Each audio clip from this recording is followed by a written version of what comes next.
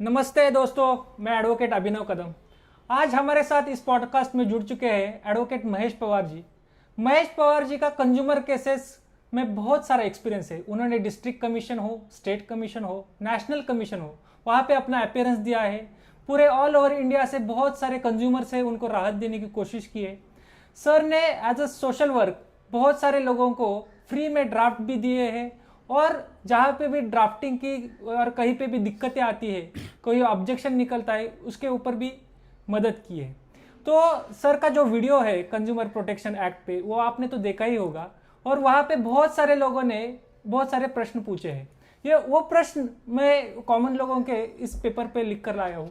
ये प्रश्न आज हम पूछेंगे, और एक प्रैक्टिकल वे में कंज्यूमर प्रोटेक्शन एक्ट में कंज्यूमर कैसे केस अपनी जीत सकता है, ये भी हम इसमें हमारा ऑब्जेक्टिव रहेगा। और ये सारे हम सवाल आज पूछेंगे जो बहुत ही प्रैक्टिकल होंगे। दोस्तों, ये पॉडकास्ट अंत तक जरूर देखिए, आपको अपनी केस जीतने में इसका बहुत सारा फायदा होने वाला है। तो सबसे पहले तो मैं सर आपका आभारी हूँ कि आप हमारे इस चैनल पे आए और लोगों को जो उनकी कंज्यूमर्स को तकलीफें है वो दूर करने की आप कोशिश कर रहे हैं। आप पहले भी बहुत सारा सोशल वर्क कर चुके हैं, लेकिन जो कोई भी हमारे कंज्यूमर्स है उनका जो कॉमन सवाल है, उनका आप क्वेश्चन का आंसर देने का प्रयास कीजिए। जरूर तो सर, इससे रिलेटेड बेसिक सवाल है मेरा आपसे कि ये consumer national consumer helpline NCH क्या है, उसका जरा हमारे दर्शकों को उसकी जानकारी दीजिए। जरूर सर। सबसे पहला जो स्टेप है, जब भी आप कोई गुड्स एंड सर्विसेज परचेस करते हो और वो परचेस करने के बाद जब आपका कोई डिस्प्यूट हो जाता है सर्विस प्रोवाइडर से, या फिर जो सेल्स प्रोवाइडर है उससे कुछ डिस्प्यूट हो जाता है, तो आप पहले तो उसको विनती करते हो। विनती करने के बाद मान लो उसने वो देने में सर्विस देने में वो असमर्थ हो जाता है, तो फिर आप सबसे पहला स्टेप यही अपनाते हो कि आप नेशनल कंज्यूमर हेल्पलाइन में जो है आप उसका ग्रीवियंस जो है वहाँ पे दाखिल कराते हो। अब नेशनल कंज्यूमर हेल्पलाइन है क्या, ये प्रश्न है। तो नेशनल कंज्यूमर हेल्पलाइन ये एक कंसिलेशन स्टेज है। मतलब यहाँ पे कोई जजमेंट नहीं होने वाला, ना कोई इंटरिम ऑर्डर होने वाला है, ना इसका ऑर्डर का कोई इफेक्टिव होने वाला है। ये है एक कंसिलेशन स्टेज।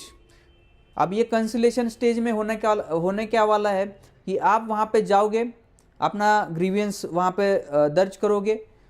वहाँ पे नेशनल कंज्यूमर हेल्पलाइन सामने वाले पार्टी को वो नोटिस करेगा। सामने वाला पार्टी आके वहाँ पे अपना जो भी स्टेटमेंट है वहाँ पे आपका देगा कि हमने इस वजह से इनको सर्विस नहीं दी, या फिर हो सकता है वो अप्लाई वहाँ पे अपीयर भी नहीं हो, मतलब उस डिस्प्यूट में उनका कोई कहना नहीं दे। तो फिर वहाँ पे क्या रिकमेंड हो जाता है, मान लो आपके दोनों का डिस्प्यूट वहाँ पे सॉल्व हो जाता है तो ठीक है, नहीं सॉल्व होता है तो नेशनल कंज्यूमर हेल्पलाइन में वहाँ पे फाइनल ये ऑर्डर होता है कि आप जो है आपकी अगली जो भी कंप्लेंट है वो आप ई जागृति पोर्टल पे दर्ज करें। ये वहाँ पे आपका फाइनल स्टेज वहाँ पे होने वाला है। अब ये आगे की प्रोसेस आपको फिर ई जागृति पे ही करनी है। तो सर, नेशनल कंज्यूमर हेल्पलाइन और ई जागृति ये दोनों दो अलग पोर्टल है, बराबर है ना सर? यस। अभी ई जागृति पोर्टल पे हमें कैसा ग्रीवेंस रिड्रेस कर सकते हैं, और कौन ग्रीवेंस रिड्रेस कर सकता है? मतलब कंज्यूमर की डेफिनेशन में कंज्यूमर कौन है, ये हमें पहले बताइए। देखिए, सबसे इम्पोर्टेंट प्रश्न सर आपने यहाँ पे पूछा कि कंज्यूमर के डेफिनेशन में कौन आता है, मतलब कौन कंज्यूमर कंप्लेंट कर सकता है। ये बहुत इंपॉर्टेंट क्वेश्चन है, और ये बहुत सारे लोग ये कंज्यूमर कंप्लेंट जो कंज्यूमर ना होते हुए भी वो कंज्यूमर कंप्लेंट करते हैं, उनका समय बर्बाद करते, बाद में वो बोलते कि आप कंज्यूमर में के डेफिनेशन में नहीं आते, इसीलिए आपका कंप्लेंट जो है रिजेक्ट किया जाता है। तो पहले तो आप ये ध्यान में रखिए कि आप कंज्यूमर है क्या। अब कंज्यूमर के डेफिनेशन में आने के लिए आप क्या उसमें होना चाहिए वो मैं आपको यहाँ पे बताता हूँ। सबसे पहले तो आपने कोई गुड्स और सर्विस परचेस किया होना चाहिए। जो गुड्स आपने परचेस किया, जो सर्विस आपने परचेस किया, उसके लिए आपने कुछ ना कुछ उनको कंसिडरेशन पेड किया होना चाहिए, मतलब कुछ पैसा उनको आपने पेड किया होना चाहिए। ये जो गणित है वो अगर आपके साथ हुआ है तो फिर आप कंज्यूमर के डेफिनेशन में आते हो। अब यहाँ पे ये भी चीज़ आप ध्यान में रखना, आपने कोई सर्विस या गुड्स आपने ले लिया, पर वो गुड्स एंड सर्विसेज गिफ्टेड है, वो गिफ्टेड है, तो फिर आप उसको कोई कंसिडरेशन आपने नहीं पेड किया है, तो फिर आप कंज्यूमर के डेफिनेशन में नहीं आओगे, क्योंकि कंसिडरेशन ही नहीं है वहाँ पे। वो जो सर्विस है, वो जो गुड्स है, वो आपको गिफ्ट में मिला है, तो अगर वो ख़राब होता है तो फिर आप कंज्यूमर के डेफिनेशन में नहीं आते। अब ये हो गया एक बात। अब यहाँ पे आपने कंसिडरेशन इस शब्द का हमने यहाँ पे उच्चार किया है, तो ये सब कंसिडरेशन शब्द का मतलब क्या होता है ये भी मैं आपको यहाँ पे बताना चाहूँगा। अब कंसिडरेशन होता क्या है कि कोई भी हम गुड्स एंड सर्विस परचेस करते हैं, उसके लिए जो हम पैसा पे करते हैं, जो इनवाइस अमाउंट हम पे करते हैं, उसको बोलते हैं कंसिडरेशन। अब ये कंसिडरेशन अलग अलग टाइप्स का है। अब कंसिडरेशन ये प्रेजेंट कंसिडरेशन भी होता है, कंसिडरेशन ये पास्ट कंसिडरेशन पे होता है, और कंसिडरेशन एक फ्यूचर कंसिडरेशन भी होता है। मान लो आपको कोई मोबाइल खरीदना है। अब मोबाइल खरीदने के लिए आपने पहले ही 50,000 रुपये शॉप वाले को दे दिए हैं, सेल्समैन को आपने दे दिए, जो भी आप मोबाइल परचेस करने, तो वो पहले ही दे के रखे, बट मोबाइल आप जो है नेक्स्ट मंथ में खरीदने जा रहे हो, तो वो भी कंसिडरेशन जो पास्ट कंसिडरेशन है यहाँ पे पकड़ा जाएगा। ठीक है। दूसरा ये कंसिडरेशन है प्रेजेंट कंसिडरेशन, मतलब अभी आपने मोबाइल लिया और तुरंत आपने उसका पैसा पे किया, ये हो गया प्रेजेंट कंसिडरेशन। ये सिंपल भाषा में आपको बता रहा हूँ ताकि आपको समझ में आए। और ये कंसिडरेशन एक होता है कि फ्यूचर कंसिडरेशन। फ्यूचर मतलब क्या कि जैसे आपने आज मोबाइल ले लिया, बट आपने उसका पैसा जो है 1 महीने के बाद पे करना है, और वो कंसिडरेशन 1 महीने के बाद आपने पे भी कर दिया, तो वो भी क्या है, एक कंसिडरेशन में ही पकड़ा जाएगा। और ये जो कंसिडरेशन है, उस कंसिडरेशन के ऊपर आपका डिस्ट्रिक्ट कमीशन का जुरिडिक्शन आएगा, या स्टेट कमीशन का जुरिडिक्शन आएगा, या नेशनल कमीशन का जुरिडिक्शन आएगा, ये तय होता है। अब यहाँ पे जुरिडिक्शन डिस्ट्रिक्ट कमीशन का आया या नेशनल का आया या स्टेट का आया, कैसे समझ में आएगा। अब यहाँ पे अगर आपने कंसिडरेशन 50 लाख के अंदर पे किया है, तो वो आएगा डिस्ट्रिक्ट कमीशन में। अगर आपने कंसिडरेशन 50 लाख के ऊपर और 1 करोड़ से वो 1 करोड़ के अंदर आपने पे किया होगा, तो फिर वो आ जाएगा स्टेट कंज्यूमर कमीशन के अंदर। और अगर आपने कंसिडरेशन 1 करोड़ अबव, फिर वो कितना भी हो, तो वो कंसिडरेशन वो वहाँ का वो जो जुरिडिक्शन बनेगा वो नेशनल कंज्यूमर कमीशन का बनेगा। अब ये भी बहुत इंपॉर्टेंट चीज़ है। आपने 41 लाख रुपीज़ पे कर दिया आपने, और आप गए डिस्ट्रिक्ट कमीशन में, तो सॉरी 51 लाख रुपीज़ मतलब 50 लाख के ऊपर आ गया, तो फिर आपका डिस्ट्रिक्ट में आपका कंप्लेंट मेंटेन नहीं होगा, उसको बोलते हैं पिक्यूनियरी जुरिडिक्शन। अब यहाँ पे पिक्यूनियरी जुरिडिक्शन किसका आता है, स्टेट का आता है, क्योंकि 50 लाख के ऊपर है। अगर आपने 1 करोड़ अबव पे किया है, तो फिर जुरिडिक्शन आपका आता है नेशनल कमीशन।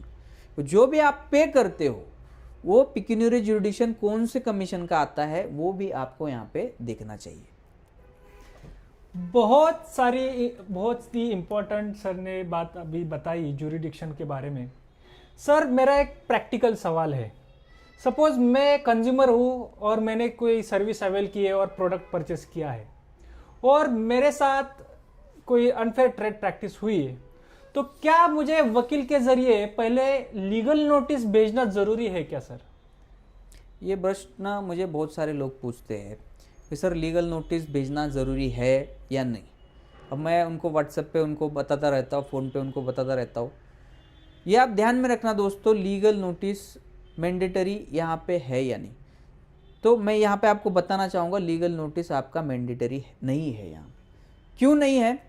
अब डायरेक्ट भी आप एनसीएच पे जाते हो, और एनसीएच पे क्या होगा, वहाँ पे कंसिलेशन होगा, और कंसिलेशन के बाद तुरंत आप जो है ई जागृति पोर्टल पे जाते हो। अब यहाँ पे आपका कंसिलेशन ऑलरेडी हुआ है, वहाँ पे डिनाइल आ गया, तो इसीलिए आपने ई जागृति पे आ गए हैं।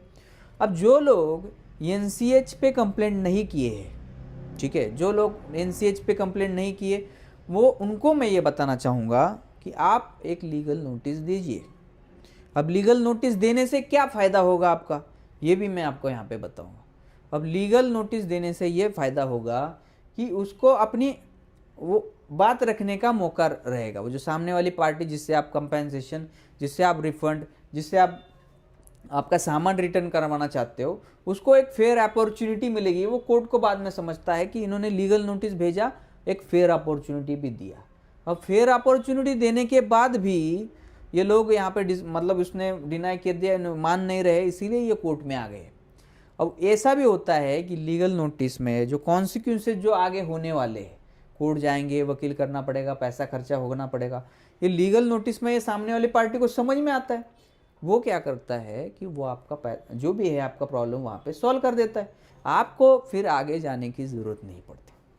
अब ऐसे मेरे पास बहुत सारे केसेस है कि जहाँ पे लीगल नोटिस पे ही हम जो लीगल नोटिस भेजते हैं उससे ही आपका प्रॉब्लम सॉल्व हो जाता है। सामने वाला पार्टी जो है मान जाता है, उसको नहीं चाहिए होता है आगे का लिटिगेशन, वो क्या करता है वहाँ पे उसका डिस्प्यूट को क्या करता है, वो प्रॉब्लम को सॉल्व कर देता है। तो सर अभी सपोज मुझे ई जागृति पोर्टल पे कंप्लेंट फाइल करनी है, तो उसके लिए क्या कुछ डॉक्यूमेंट्स अनिवार्य है? क्या कुछ डॉक्यूमेंट्स ऐसे हैं जो इम्पोर्टेंट है, जो आगे जाके बेनिफिशियल रहेगा हमारे कंज्यूमर्स को, कि अगर ऑनलाइन ई जागृति पोर्टल पे कंज्यूमर कमीशन में केस फाइल करना है, तो जरा प्रेक्षकों को बताइए कि कौन से इंपॉर्टेंट डॉक्यूमेंट्स है और वो प्रिपेयर करना बहुत ही जरूरी है कंज्यूमर के हिसाब से, तो क्या आगे जाके वो केस में अपने सक्सेस हो जाए। ये सबसे महत्वपूर्ण जो प्रश्न है, मेन तो चीज़ है, आप ई जागृति पोर्टल पे जाते हो, वहाँ पे आपका नाम फिल कर देते हो, एड्रेस फिल कर देते हो, मोबाइल नंबर फिल कर देते हो, सामने वाली पार्टी का भी आप नाम, एड्रेस, मोबाइल नंबर फिल करते हो। पर जब ये सारी चीज़ें आप वहाँ पे फिल करते हो तो आगे एक स्टेज आती है डॉक्यूमेंट अपलोड करने की। अब वहाँ पे ही सारे लोग क्या होते हैं, फंस जाते हैं। उनके पास वो डॉक्यूमेंट के फॉर्मेट ही नहीं रहते, ना उनको कैसे उसको ड्राफ्ट करना है वो भी पता नहीं रहता, ना उनके पास कोई सैंपल रहते। तो हमने हमारे चैनल पे ऑलरेडी मैंने बताया है कि जिनको ऐसे सैंपल चाहिए वो बस मुझे कांटेक्ट करिए, आपको वो सैंपल सारे फ्री में मिल जाएंगे।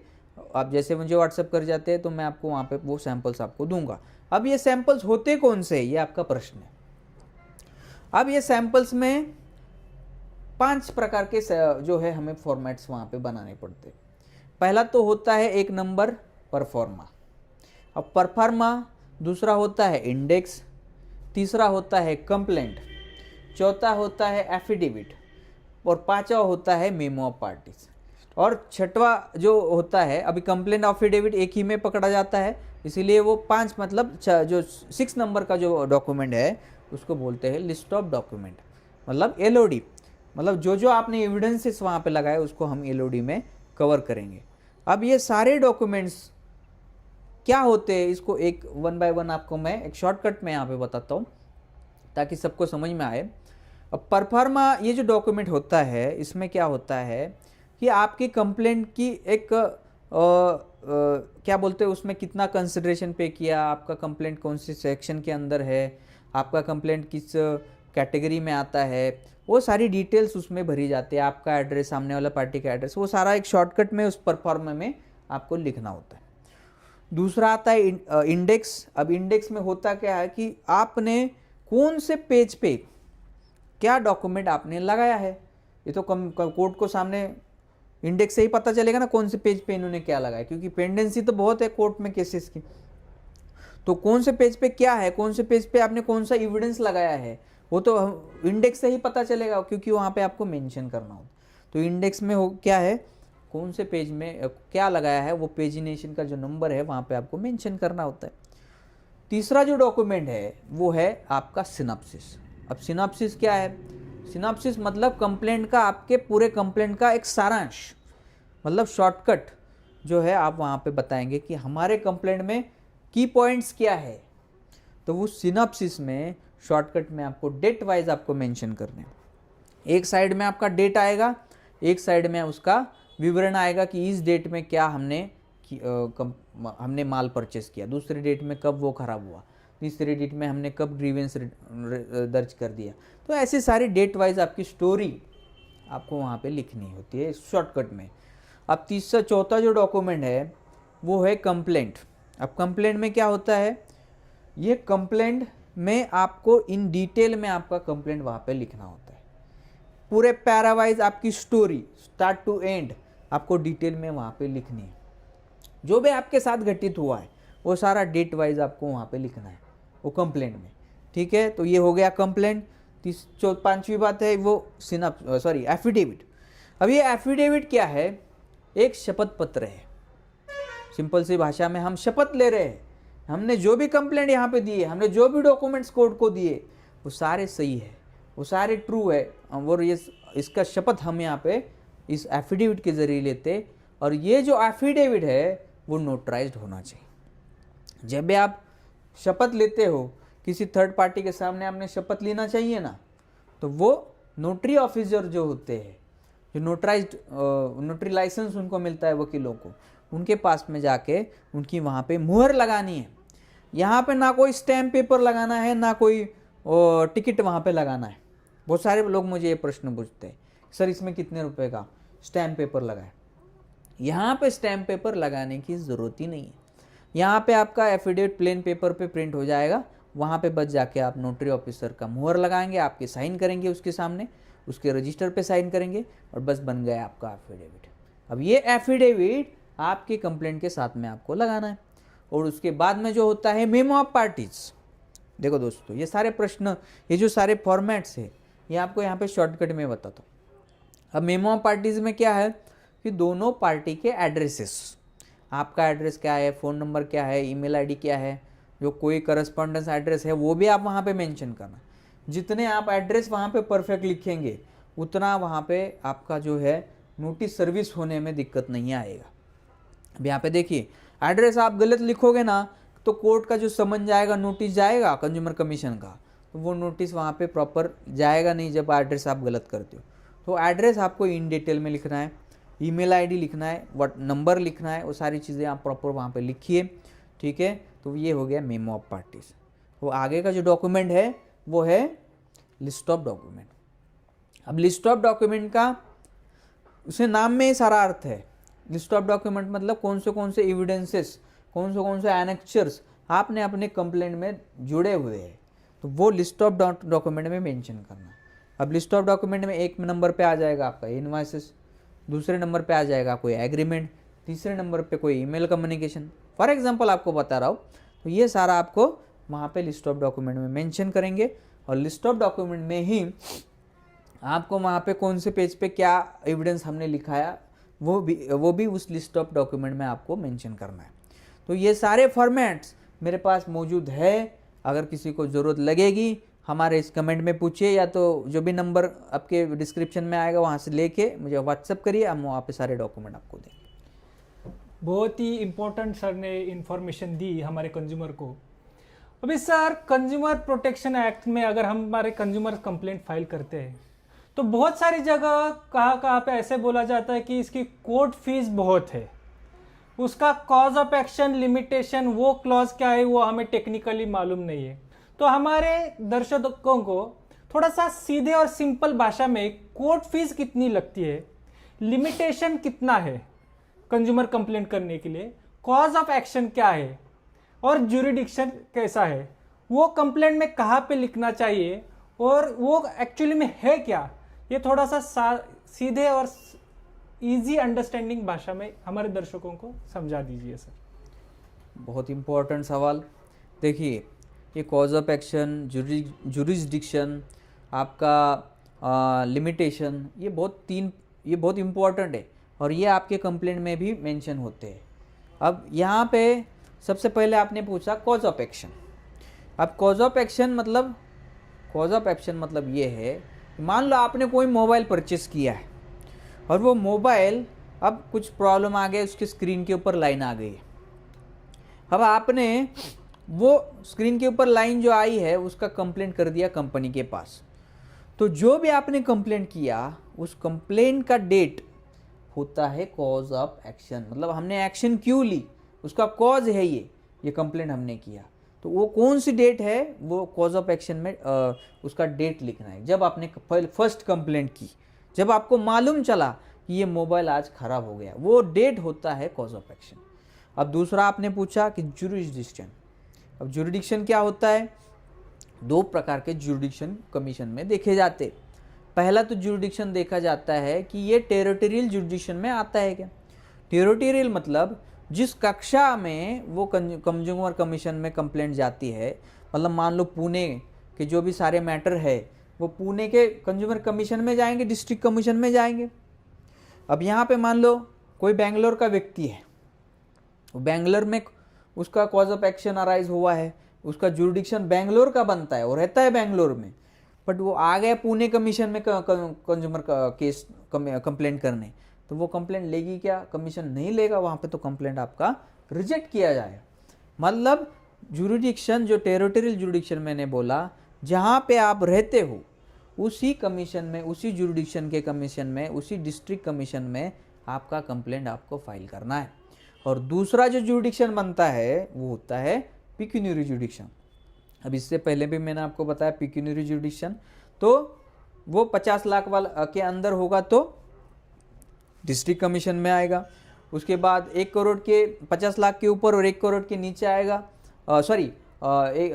50 लाख के ऊपर और 1 करोड़ तक होगा तो वो स्टेट कमीशन में आएगा, और 1 करोड़ के अबव होगा तो वो नेशनल कमीशन में आएगा। वो ये होता है पिक्यूनियरी जुरिडिक्शन। तो इस हिसाब से हमें वो जो है कंप्लेंट उस जुरिडिक्शन के हिसाब से हमें फाइल करनी होती है। ये हो गया दूसरा जुरिडिक्शन की बात। और तीसरा जो आपने प्रश्न पूछा वो है आपका लिमिटेशन। अब मान लो मैंने आज मोबाइल खरीदा है, अब 2025 चल रहा है, आज महीना जुलाई है, अब मैंने उसको 2028 में फाइल कर दिया। अब मेरा प्रॉब्लम कब है मोबाइल का? आज है। अब आज प्रॉब्लम हो गया है तो मैं 4 महीने में फाइल कर दूंगा, तो ठीक है। अब यहाँ पे क्या है कि लिमिटेशन आप यहाँ पे समझ लीजिए, लिमिटेशन है 2 साल का। अब जब से आपका कॉज ऑफ एक्शन अराइज हुआ उसके बाद 2 साल के अंदर आपको ये डिस्प्यूट जो है, कंप्लेंट जो है, आपको कंज्यूमर कमीशन में करना है।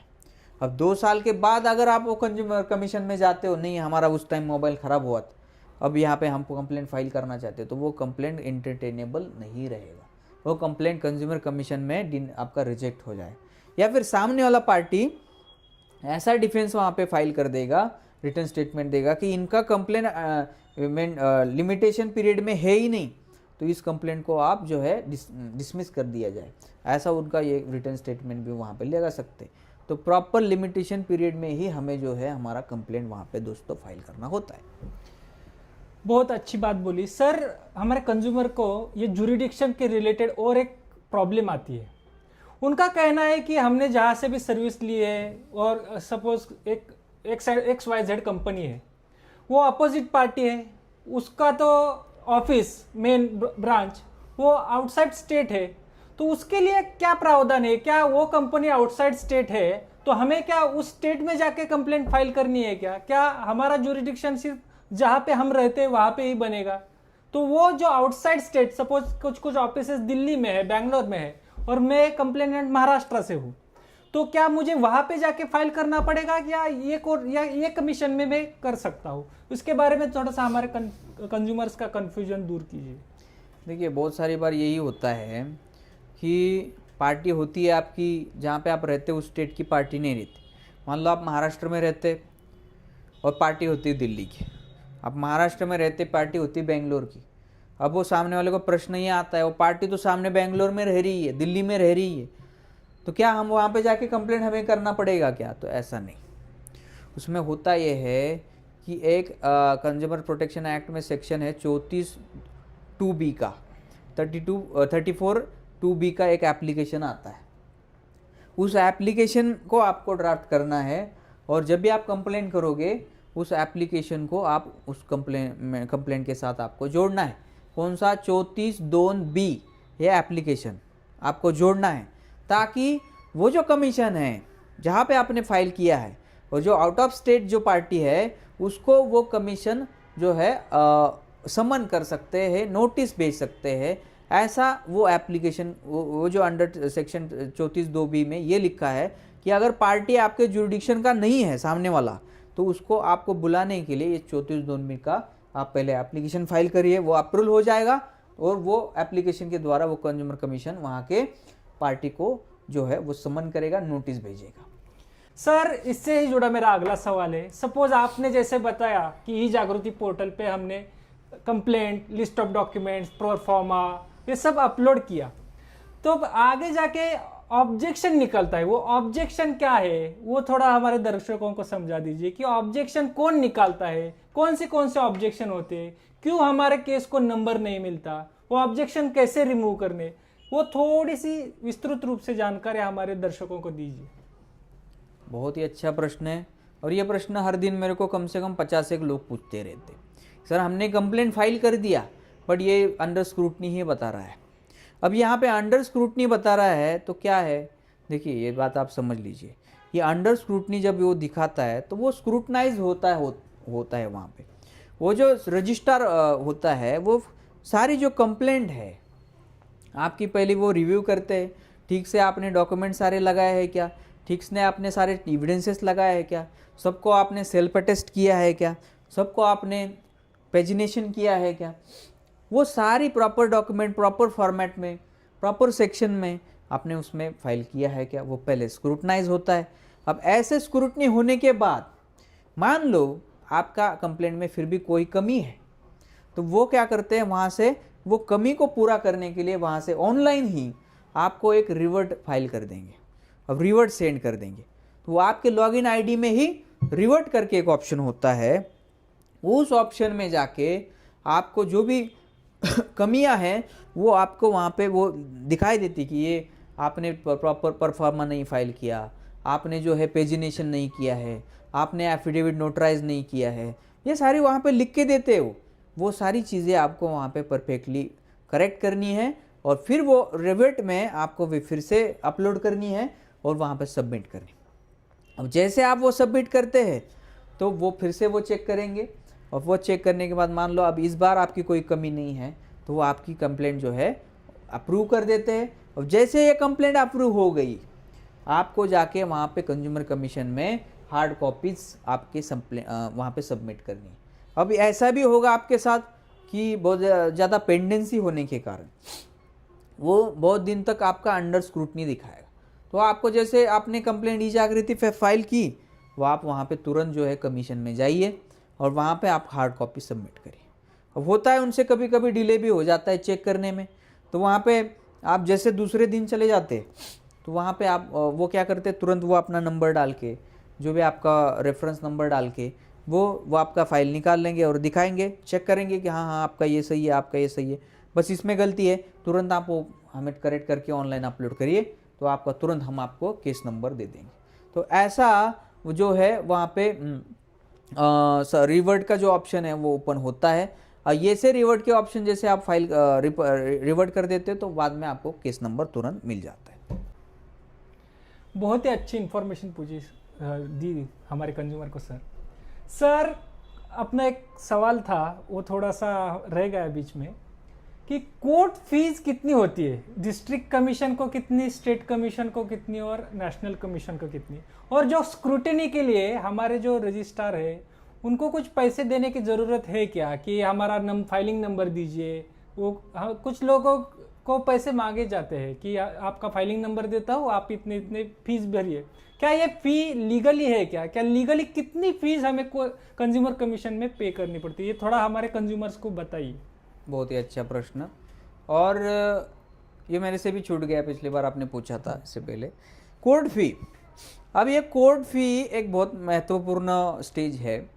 अब सबसे पहले आप ध्यान में रखिए दोस्तों कि अगर आपने जो कंसिडरेशन है वो 5 लाख या फिर 5 लाख के अंदर पे किया होगा तो आपको कोई भी कोर्ट फी पे नहीं करनी है। सबसे पहले आप ये फ्री में आपका कंप्लेंट वहाँ पे एंटरटेनेबल हो जाएगा, वो कोर्ट जो है आपका केस जो भी है आपका एंटरटेन करेगा। 5 लाख के अंदर आपको कोई भी कोर्ट फी नहीं देनी है। अगर आपका कंसिडरेशन अमाउंट, इनवाइस अमाउंट अगर 5 लाख के ऊपर है तो फिर आपको कोर्ट फी वहाँ पे पे करनी है। अब वो कितनी पे करनी है उसके स्लैब्स बने हुए हैं।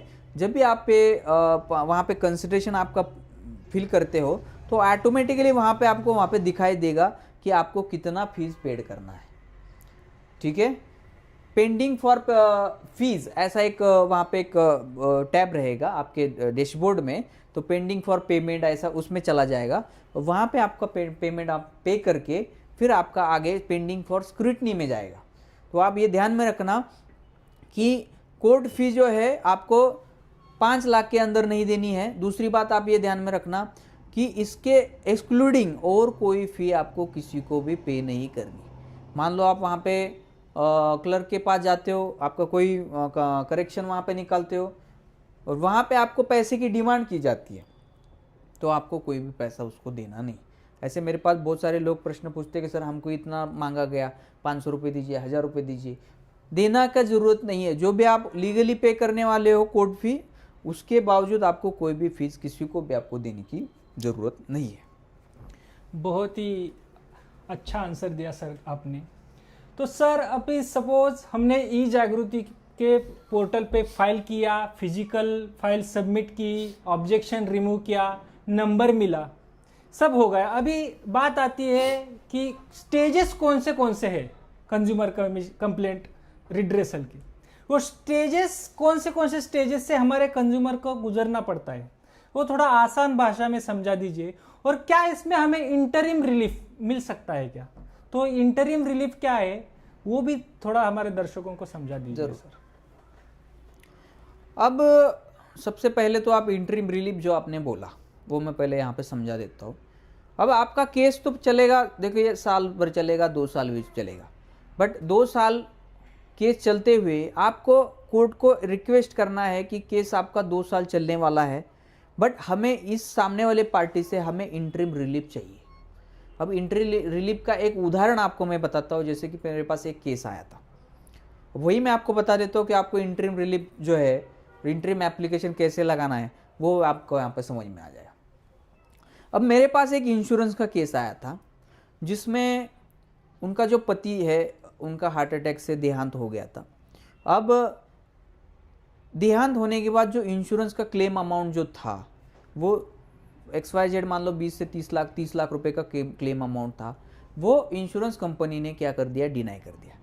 अब वो जो क्लेम अमाउंट था वो पर्टिकुलर घर के, मतलब जो हाउस लोन उन्होंने लिया था, वो क्लेम अमाउंट वो जो हाउस लोन वालों को जाना था, हाउसिंग लोन वालों को जाना था।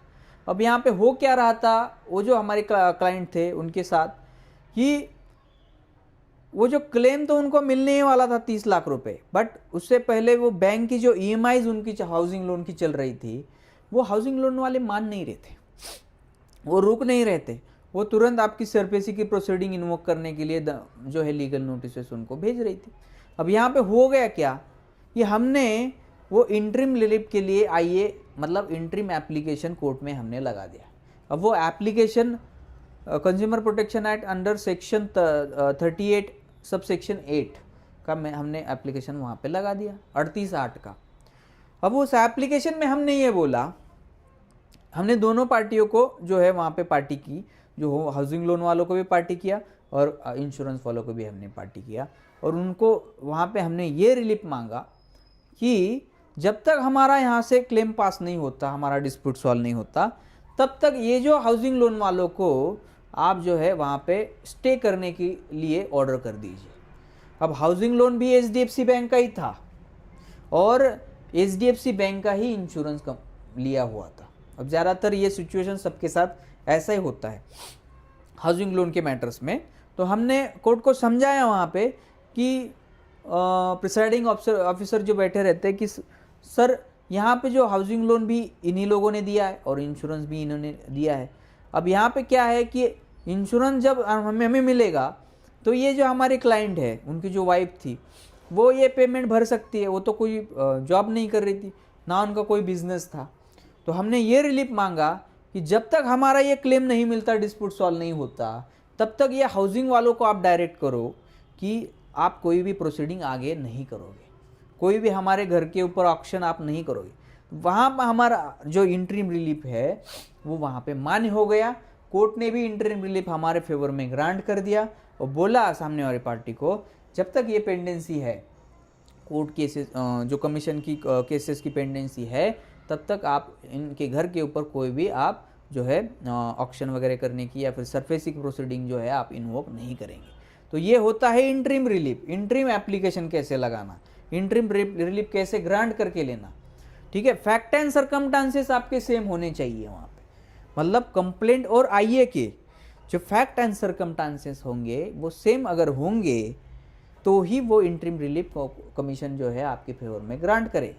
अब आपने आगे के इससे प्रश्न जुड़ा हुआ आपने प्रश्न पूछा, अब उसका भी यहाँ पे मैं आपको उत्तर देना चाहूँगा।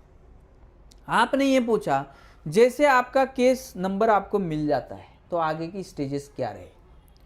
अब यहाँ पे आपको मैं यहाँ पे बहुत अच्छे से मैं आपको समझाऊंगा। बहुत सारे ये लोग मुझे क्वेश्चन पूछते, हो सकता है ये वीडियो देख के उनका क्वेश्चन वो जो है पूछने की नौबत ही उनके ऊपर ना आए। जैसे आपका केस नंबर मिलता है, आगे का आपको एक डेट मिल जाएगा ऑनलाइन, आप वहाँ पे स्टेटस चेक करोगे, वो आपको नेक्स्ट हियरिंग डेट वहाँ पे मिलेगा। अब उस डेट को जाके आपको क्या करना होगा। सर हमारी तो पहली बार है, पहली बार ही है, हमें क्या करना है। वो तो डर जाते हैं कुछ लोग, कोर्ट जाना कमीशन ऐसे लगता है उनको कि कंज्यूमर कोर्ट ही है, तो वहाँ पे हमें हमारे पर ऊपर ना बैक फायर कर जाए। अब बहुत सारे लोग यही प्रश्न पूछते, डरते खुद ही, हमने कंप्लेंट किया हमारे ऊपर बैक फायर ना हो। देखिए वहाँ पे बैक फायर होने की कोई वो चिंता आप छोड़ दीजिए। पहले हियरिंग में आपको जाना है और वहाँ पे आपको बताना है कि आपका जो भी स्टोरी क्या है और हमें रिलीफ क्या चाहिए, हमारा जो जुरिडिक्शन आपके कोर्ट का कैसे बनता है, हमारा लिमिटेशन के अंदर है क्या नहीं, वो सारी बातें आपको कोर्ट को वहाँ पे जाके समझानी है। शॉर्टकट में समझाने होते, एक 5 मिनट का समय होता है आपके पास, ऐसा कोई 1 घंटे का वहाँ पे समय नहीं रहेगा। डरने की बात नहीं, 5 मिनट में आपको वहाँ पे जाके समझाना है कि ये सारी चीज़ें आपकी कैसे इस कंज्यूमर के पिक्योरियल जुरिडिक्शन में आती है, टेरिटोरियल जुरिडिक्शन में आती है, और आपका कमीशन में हमारा कंप्लेंट कैसे एंटरटेनेबल है।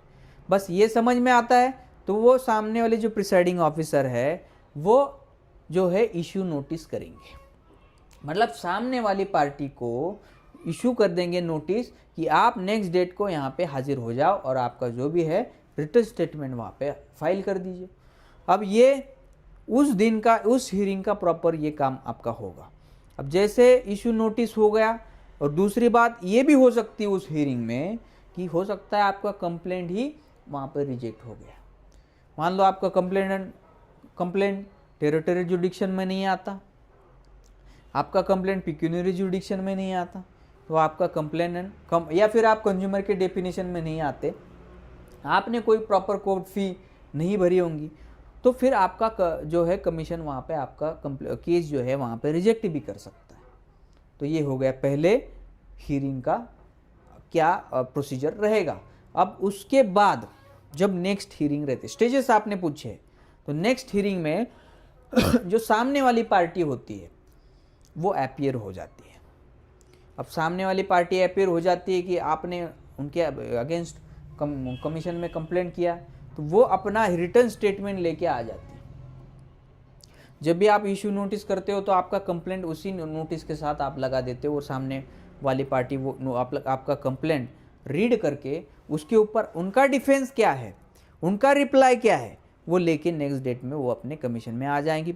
अब वहाँ पे होता क्या है, उस डेट में उतना ही हो जाएगा कि वो रिटर्न स्टेटमेंट वो ले लेंगे और आगे का जो है स्टेज आगे बढ़ाएंगे। अब जैसे रिटर्न आपने कंप्लेंट किया उसके ऊपर रिटर्न स्टेटमेंट भी आ गया, अब अगली डेट को वो रिटर्न स्टेटमेंट आपको सारा पढ़ना है कि कौन से कंप्लेंट उन्होंने कौन से कंटेंशन उन्होंने अग्री किए हैं, कौन से कंटेंशन उन्होंने डिनाई कर दिए हैं। अब मान लो उसके ऊपर आपको आपका भी कहना बाद में फिर से कोर्ट को देना है, तो वो भी रिटर्न में ही होगा, तो उसके लिए उसको बोलते हैं रीजॉइंडर। अब वो रिटर्न रिप्लाई पे, रिटर्न स्टेटमेंट पे, मतलब उनके रिप्लाई पे आपका अगर कहना आपको देना है, नॉट मैंडेटरी, अगर आपको देना है रिजॉइंडर तो दे सकते उनके रिटर्न स्टेटमेंट पे, अगर आपको नहीं देना है तो वहाँ पे आप वहाँ पे उसको इग्नोर भी कर सकते हैं रिजॉइंडर को। अब जैसे अगली डेट पे वो कमीशन में आप जाओगे, वो नेक्स्ट हियरिंग में आप जाओगे तो रिजॉइंडर फाइल करोगे, या तो आप वहाँ पे कंज्यूमर कमीशन ये बोलेगा कि आप अपने दोनों के भी एविडेंस एफिडेविट आप वहाँ पे फाइल कर दीजिए। जो जो एविडेंसेस आपने लगाई है वो सारे एविडेंसेस सही है, ट्रू है, ऐसा एफिडेविट कोर्ट को आपको देना पड़ेगा। फिर दोनों पार्टियां देंगी। उन्होंने रिप्लाई में जितने भी एविडेंस लगाए उसके लिए उनको एविडेंस एफिडेविट देना है, और आपने जो भी कंप्लेंट में एविडेंसेस लगाए उसके रिलेटेड आपको भी एविडेंस एफिडेविट वहाँ पे आपको सबमिट करना है। अब उस डेट में मान लो उस स्टेज में आपका वो हो जाएगा, आपने एविडेंसेस वहाँ पे अपने एविडेंस सर्टिफिकेट विथ एविडेंसेस आपने एविडेंस एफिडेविट आपने वहाँ पे फाइल कर दिया। तो नेक्स्ट डेट में क्या होगा, तो नेक्स्ट डेट में दोनों पार्टियों के एविडेंसेस वो कमीशन वहाँ पे देखेगा कि किसने क्या एविडेंस दिया है, इसने क्या अपोजिट पार्टी ने क्या एविडेंस दिया है, और वो एविडेंस देखते हुए वहाँ पे आपकी आर्गूमेंट होगी। ठीक है, अब वो एविडेंस जैसे क्लोज हो जाता है, हमारे इतने एविडेंस, हमारे इतने आर्गूमेंट एविडेंस के रिलेटेड, तो वहाँ पे एविडेंस का जो है जो स्टेज है वो क्लोज हो जाएगा, और कोर्ट जो है आपका जो नेक्स्ट स्टेज है जो फाइनल आर्गूमेंट के लिए लगा देगा। अब आपने दोनों पार्टी ने अपना आर्गूमेंट भी कर, एविडेंस भी दे दिया, आर्गूमेंट भी कर लिए, तो उसके बाद वो जो है फाइनल आर्गूमेंट में वो आ जाएगा। फाइनल आर्गूमेंट की स्टेज आपकी आ जाएगी। जैसे फाइनल आर्गूमेंट की हियरिंग्स में आप दोनों की भी वहाँ पे बहस होगी, दोनों की भी आर्गूमेंट, दोनों की भी बहस वो कमीशन वहाँ पे जो है सुन लेंगे, और दोनों की बहस होने के बाद जो मान लो आपको कुछ उसमें केस लॉस देने हैं, कुछ नेशनल कंज्यूमर के, स्टेट कंज्यूमर के कोई जजमेंट्स आपको देने हैं आपके केस से मिलते जुलते हुए, वो आप वहाँ पे जजमेंट्स आप कोर्ट को कमीशन को आप फाइल वहाँ पे सबमिट कर सकते हैं। दोनों पार्टी के फाइनल आर्गूमेंट देखते हुए, केस लॉस देखते हुए आपका प्रकरण ऑर्डर के स्टेज पे वो रख देंगे, जजमेंट के स्टेज पे वो रख देंगे, और नेक्स्ट हियरिंग पे आपको वो बुलाएंगे। अब जब नेक्स्ट हियरिंग पे आप जाते हो तो आपकी वहाँ पे बस ऑर्डर ही होने वाली है, मतलब आपको जजमेंट ही आने वाला है। और जजमेंट क्या आएगा, जितना भी आपने आर्गूमेंट किया, केस के तथ्य वगैरह सारा लिया जाएगा, एविडेंस देखे जाएंगे, केस लॉस क्या क्या सबमिट किए वो सारे दिए जाएंगे, आपके आर्गूमेंट क्या, किसने क्या किया है वो देखा जाएगा, और उसके ऊपर जो प्रिसाइडिंग ऑफिसर होते हैं वो प्रिसाइडिंग ऑफिसर अपना जो भी जजमेंट है, अपना जो भी ऑर्डर है इस केस का, वो वहाँ पे देंगे।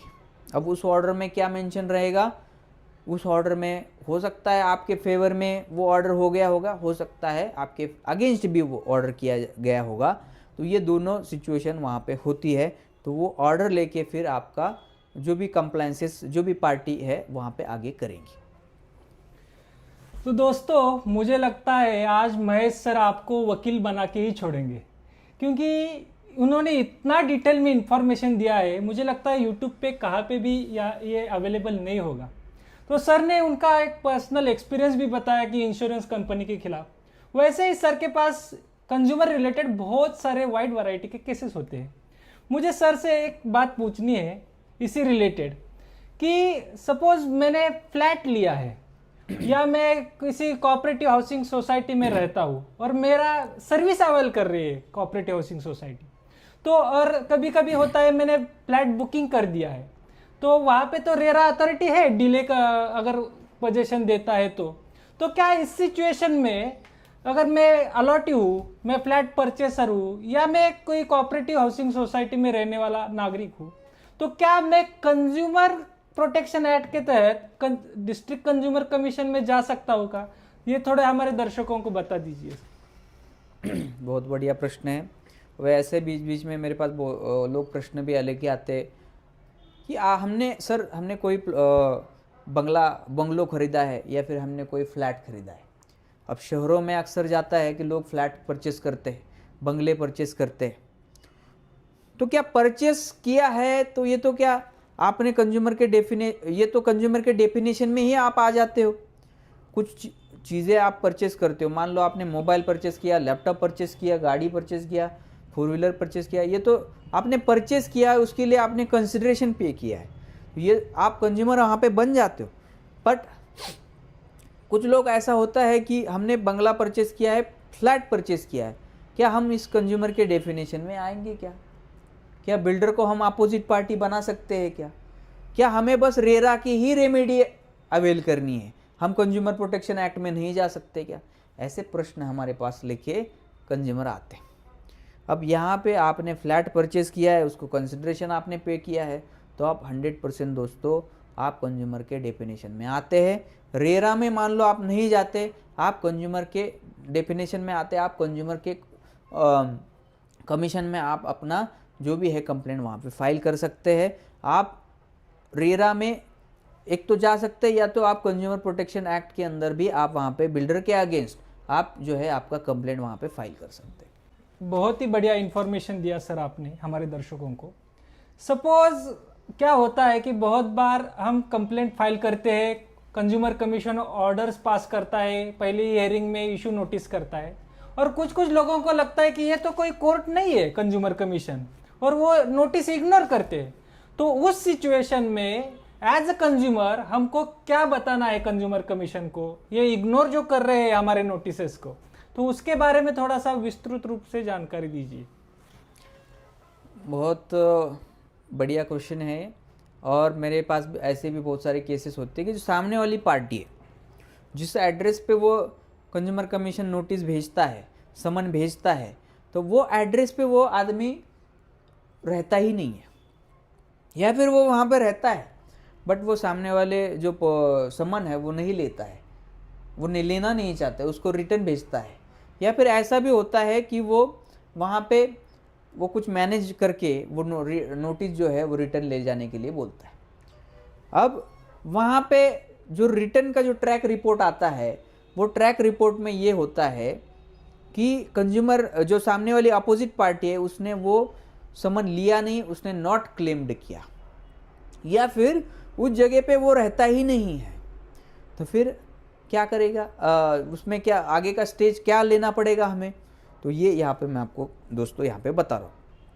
अगर सामने वाली पार्टी वो नोटिस को डिनाई करती है लेने के लिए, तो फिर आप कंज्यूमर कमीशन में एक एप्लीकेशन लगा सकते हैं कि इनको प्रॉपर नोटिस सर्विस हो गया है, इन्होंने नॉट क्लेम्ड किया है, अभी ये कोर्ट को ये कमीशन को ज्वाइन नहीं करना चाहते, तो हमारे फेवर में आप इंट्रीम जो है एक्स पार्टी जो है का ऑर्डर जो है हमारे फेवर में आप कर दीजिए, क्योंकि ये जानबूझकर ये नोटिस की सर्विस नहीं ले रहे हैं। अब यहाँ पे ये एक हो सकता है, और दूसरा एक ये हो सकता है कि वो सामने वाली पार्टी वहाँ पे है ही नहीं, एड्रेस पे रह ही नहीं रही, मौजूद ही नहीं है। तो फिर आप एक ऐसा एप्लीकेशन ड्राफ्ट करके कमीशन में लगाइए कि ये सामने वाली पार्टी का एड्रेस रहता तो वही है, पर वो एड्रेस इनप्रॉपर होने की वजह से, या फिर उसने आजू बाजू में कहीं शिफ्ट किया है वजह से कि वो जो है नोटिस जो है हमारा रिटर्न आ रहा है। तो कमीशन से ऐसा आप एप्लीकेशन लगाइए कि वहाँ के जो लोकल पेपर है, न्यूज़पेपर, उस न्यूज़पेपर में हम जो है उसको नोटिस भेजें। अब जैसे आप ऐसी कमीशन में ऐसे एप्लीकेशन लगाते हैं, तो वहाँ से पेपर नोटिस करने का ऑर्डर कमीशन करता है, और वो पेपर नोटिस फिर वो आपको वहाँ पे उस जहाँ पे वो रहता है उस एरिया के जो लोकल पेपर है, उस लोकल पेपर में वो जो नोटिस आपकी छपवानी है।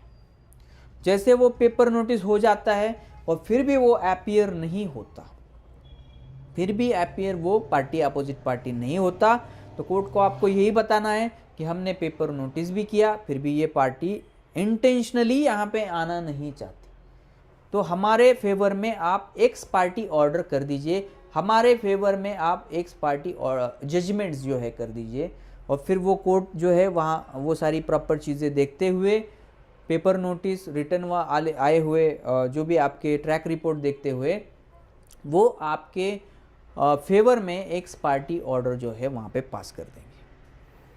सर इससे रिलेटेड हमारे कंज्यूमर्स का कुछ, अभी तो कंज्यूमर्स को लगता होगा कि ये तो बहुत बड़ी प्रोसीजर है, पेपर नोटिस का खर्चा आएगा, उसमें टाइम जाएगा, मेंटल स्ट्रेस होगा, तो क्यों कंज्यूमर कमीशन में जाना है? इससे अच्छा कि हम कंप्लेंट ही दाखिल नहीं करेंगे और वैसे के वैसे ही रहेंगे। तो सर क्या हमें जो खर्चा होता है, मेंटल एगोनी होती है, जो कुछ भी लीगल एक्सपेंडिचर होता है, तो वो क्या खर्चा हम कंज्यूमर कमीशन से मांग सकते हैं क्या? क्या वो लीगल है क्या कि हमारे इतना एक्सपेंसेस हुआ है वो भी हमें अवॉर्ड कर दीजिए? ऐसा कुछ प्रेयर हम डाल सकते हैं क्या कंप्लेंट में? और कंज्यूमर कमीशन कभी कभी लिटिगेशन कॉस्ट होता है, जो कुछ भी हमारा चार्जेस लगता है उसका पेनल्टी और कॉम्पेंसेशन हमें देने का ऑर्डर कर सकता है क्या? बहुत अच्छा सवाल पूछा है कि हमारा जो क्लेम अमाउंट है, मान लो वो 50,000 का है, बट हमारा वो क्लेम अमाउंट 50,000 का पाने के लिए ही हमारा खर्चा हो गया 1 लाख रुपए। फिर आपने लॉयर एंगेज किए, उनकी फ़ीस दे दी, आपने पेपर नोटिस के लिए फ़ीस दे दी, आपने सारे डॉक्यूमेंटेशन बनाने के लिए फ़ीस दे दी। हो सकता है आपका जितना क्लेम है उससे ज़्यादा आपका खर्चा ही हो गया। फिर वो जो खर्चा है वो पकड़ा जाता है लिटिगेशन कॉस्ट में। आपको कोर्ट आने जाना, जो भी ट्रैवलिंग का खर्चा है, स्टे करने का खर्चा है, वो आपको आ गया। तो फिर ये जो लिटिगेशन कॉस्ट है वो कंज्यूमर कमीशन जब आप कंप्लेंट करते हो वो कंप्लेंट में ही आपको मांगना होता है। हमें इतना इतना अमाउंट का लिटिगेशन कॉस्ट कंज्यूमर कमीशन हमारे फेवर में ग्रांट कर दिया जाए, ठीक है, सामने वाली पार्टी से वसूल कर दिया जाए। आप लिटिगेशन कॉस्ट वहाँ पे आप डिमांड कर सकते हो। और आपने ये मांगा कि जो आपको हरासमेंट हो गया, जो आपकी हक की चीज़ है, जो आपको मिलने वाली थी, बट सामने वाली अपोजिट पार्टी की गलती से हमारे को ये काम जो है इतना सारा हमें भुगतना पड़ा, हमें इतना सारा मेंटल लगोनी हरासमेंट हुआ, तो क्या इस चीज़ के लिए भी हम कंज्यूमर कमीशन से डिमांड कर सकते हैं पैसे की, कंपेंसेशन की? तो हाँ, यस, आप ज़रूर वहाँ पर डिमांड कर सकते हो। अब हरासमेंट का तो कोई वहाँ पे मूल्य नहीं लगाया जा सकता, बट वहाँ पे मैंने एक उदाहरण आपको, एक ऐसा केस आपको यहाँ पे बताऊँगा एकदम शॉर्टकट में। एक केस ऐसा हो गया था, जोमेटो का एक केस हो गया था। जोमेटो जो फूड डिलीवरी करता है, अब वहाँ पे जो उसने जो फूड मंगाया था वो वेजिटेरियन फूड मंगाया था। एक शॉर्टकट में इसी के रिगार्डिंग इसलिए बता रहा हूँ। अब उसने जोमेटो ने उसमें डाल दिया नॉन वेजिटेरियन फूड। अब जो सामने वाली जो कंप्लेनेंट है वो उसने वो खा भी ले लिया। अब उस नॉन वेजिटेरियन को नॉन वेजिटेरियन उसने खा लिया, तो फिर उसने समझ में आया बाद में कि कंप्लेंट किया जोमेटो वालों को, या आपने तो मुझे नॉन वेजिटेरियन दे दिया, मैं तो वेजिटेरियन मंगाया था। अब उसने उसका कंप्लेंट कंज्यूमर कमीशन पे किया, तो उसको वहाँ पे 1 लाख रुपए कंपेंसेशन ग्रांट कर दिया। ऐसा केस लॉज भी है, चाहिए तो मैं आपको, केरला का है, मैं आपको दिखा भी दूंगा। अब यहाँ पे अब इस उदाहरण से आपको पता चला होगा कि कंपेंसेशन कितना मांगना चाहिए। कंपेंसेशन आपको कितना हैरेसमेंट सहना पड़ा, कितना मेंटल agony सहना पड़ा, उसके ऊपर वो कंपेंसेशन आप वहाँ पे डिमांड कर सकते। फिर आप किसी का कंपेंसेशन 50,000 रुपये हो सकता है, किसी का कंपेंसेशन 1 लाख रुपए हो सकता है, किसी का कंपेंसेशन 5 लाख रुपए भी हो सकता है। अब डिपेंड ऑन आपकी हरासमेंट कितनी हुई है, मेंटल agony कितनी हुई है। सर आपने बहुत ही अच्छा एग्जाम्पल दे दिया। मेरे भी पढ़ने में एक केस आया था कंज्यूमर कमीशन के रिलेटेड ही। तो एक बिस्किट के पैक में एक बिस्किट की कमी थी, तो एक बिस्किट के कारण उसने कंप्लेंट दाखिल किया था और उसे कॉम्पेंसेशन मिला था। तो ऐसे भी बहुत सारे केसेस आते होंगे आपके पास। तो दर्शकों, ये जो इन्फॉर्मेशन सर ने दी ना, वो बहुत ही प्रैक्टिकल है। वो यूट्यूब पे कहीं पे भी अवेलेबल नहीं होगी मेरे ख्याल से। हमें सर का तहे दिल से शुक्रिया अदा करना चाहिए कि सर ने इतने डिटेल में प्रैक्टिकली कोर्ट प्रोसीजर आपको बताई। तो सर मेरा अंतिम सवाल है, सपोज ये कोर्ट कचहरी के चक्कर में दोनों पार्टी का खर्चा जाता है, तो इसके लिए कुछ मिडल में हम केस के दौरान सेटलमेंट, मीडिएशन वगैरह कुछ कर सकते हैं क्या? कि दोनों पार्टी रेडी है कि हमें नहीं पूरा करना है, हमें अभी सेटल करना है मैटर, तो ऐसा कोई प्रोविजन है क्या? क्या ऐसा कंज्यूमर प्रोटेक्शन में हम मीडिएशन कर सकते हैं क्या? इसके बारे में थोड़ा सा हमारे दर्शकों को शॉर्ट में जानकारी दीजिए, थोड़ा सा वीडियो बढ़ रहा है सर। देखिए, हर किसी के पास आजकल टाइम नहीं है, चाहे आपके पास भी नहीं है, चाहे सामने वाली पार्टी जो अपोजिट पार्टी है उसके पास भी नहीं है। तो वो अब यहाँ पे कमीशन इन्वॉल्व हो गया है, तो वो चाहता है कि मेरी जो हर मेरी तारीख को आना ना पड़े, मुझे कोई लॉयर को एंगेज ना करना पड़े, तो क्यों ना ये इस मैटर को यही ख़त्म कर दिया जाए। तो अपोजिट पार्टी कोर्ट में आ गई और वो वहाँ पे बोलेगी कि मैं इनके साथ सेटलमेंट करना चाहता हूँ, इस मैटर को आप जो है लोक अदालत में लगा दीजिए, इस मैटर को आप जो है मेडिसिन में लगा दीजिए।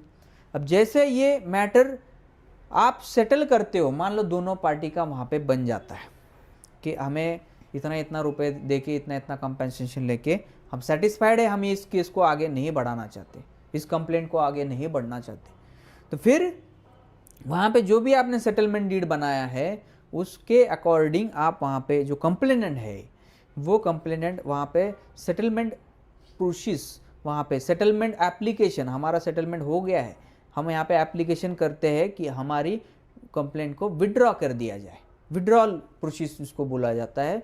तो वो विड्रॉल प्रोसेस दे के फिर वो कोर्ट और जो भी कमीशन है वहाँ पे ऑर्डर करेगी, इन दो पार्टियों का मैटर सेटल हो गया है, ये आगे कंप्लेंट को नहीं बढ़ाना चाहते, इसीलिए ये मैटर जो है विड्रॉ किया जाता है, ऐसी ऑर्डर हमें यहाँ पे पास कर दिया जाता है। सर, हमारे बहुत सारे दर्शक हैं जिन्होंने ये वीडियो भी पूरा देख लिया है।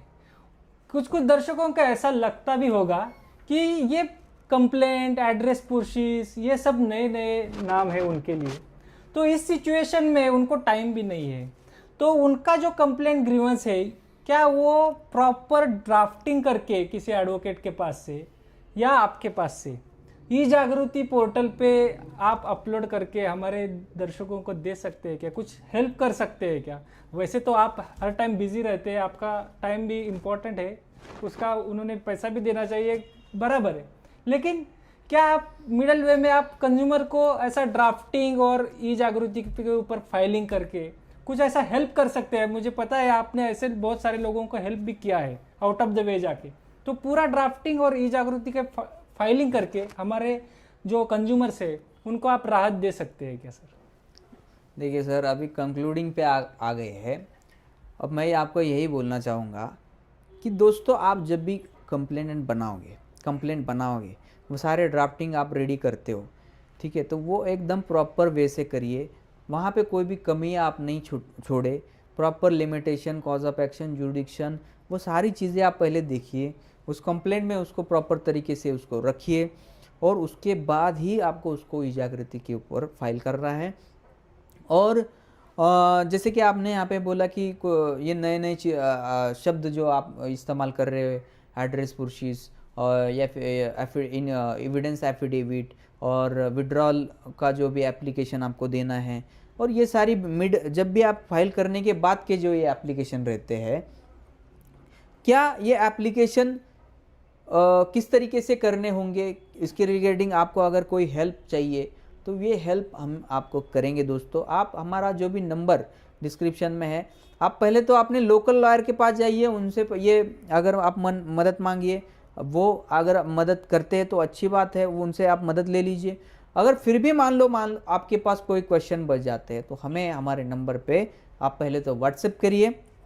आपको अगर इस डॉक्यूमेंट्स के कुछ फॉर्मेट्स आपके पास नहीं रहेंगे तो वो फॉर्मेट्स भी हम आपको देंगे, आप बस वहाँ पे व्हाट्सएप नंबर जो भी दिया है उस पर आप हाई करिए, आप डिमांड करिए कि सर हमें इस कंज्यूमर के परफॉर्मा के लिस्ट ऑफ डॉक्यूमेंट के एफिडेविट के हमें आप फॉर्मेट्स आपके पास जो भी है हमें दीजिए, हम वहाँ पे फ्री ऑफ कॉस्ट, आपको कोई भी वहाँ पे चार्जेस नहीं देने, मैं आपको वहाँ पे दे दूँगा।